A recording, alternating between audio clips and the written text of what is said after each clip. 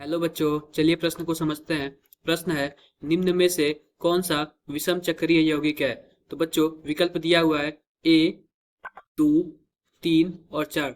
तो बच्चों सबसे पहले हम प्रश्न की मुख्य अवधारणा को समझते हैं कि प्रश्न की मुख्य अवधारणा क्या है। लिखते हैं मुख्य अवधारणा। मुख्य अवधारणा।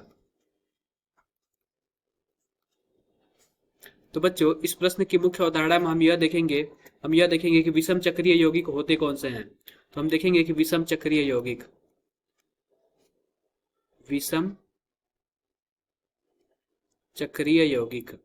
चक्रीय यौगिक। तो बच्चों इस प्रकार हम देखते हैं कि वे अस्थाई चक्रीय यौगिक वे अस्थाई चक्रीय यौगिक जिनकी वलय में कम से कम एक विषम परमाणु जिनकी वलय में कम से कम एक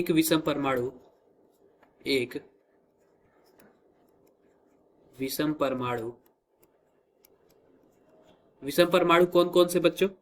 नाइट्रोजन होना चाहिए, ऑक्सीजन होना चाहिए या फिर सल्फर होना चाहिए। उपस्थित हो एवं यौगिक एरोमेटिक। ऐसे यौगिक विषम चक्रीय यौगिक कहलाते हैं। ऐसे यौगिक विषम चक्रीय यौगिक कहलाते हैं।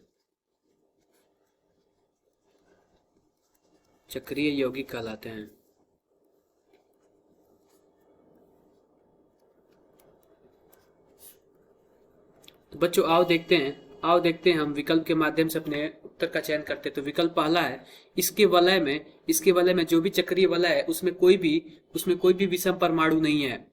तो पहला उत्तर हमारा गलत होगा। दूसरे वाले में देखते हैं कि इसके भी वलय में कोई भी विषम परमाणु उपस्थित नहीं है, तो ये भी हमारा उत्तर गलत होगा।